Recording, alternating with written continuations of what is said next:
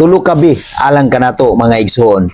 Bulahan ka kung mobasa ka sa pulong sa Ginoo. Bulahan ka kung mamati ka sa pulong sa Ginoo.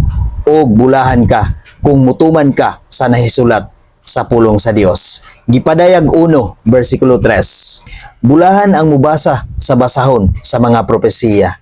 Bulahan ang mamati ug magtuman sa nahisulat niini. Kay duol na ang panahon nga mahitabo kining tanan. Igsoon hinaot nga nana sa matag usa kanato nga mubasa kita sa pulong sa Dios, mamati kita sa pulong sa Dios, ug mutuman gayud kita sa pulong sa Dios nga nahisulat alang sa matag usa kanato.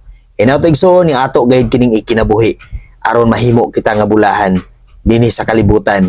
Inigabot sa panahon nga mawala ta sa kalibutan, mahimo gayud kitang himpit nga bulahan tungod sa imong dakong gugma ngadto sa Ginoo, tungod sa imong pagdawat ngadto sa Ginoo, ug tungod sa imong matinud-anon nga pagtuo ngadto sa Ginoo. God bless sa tanan.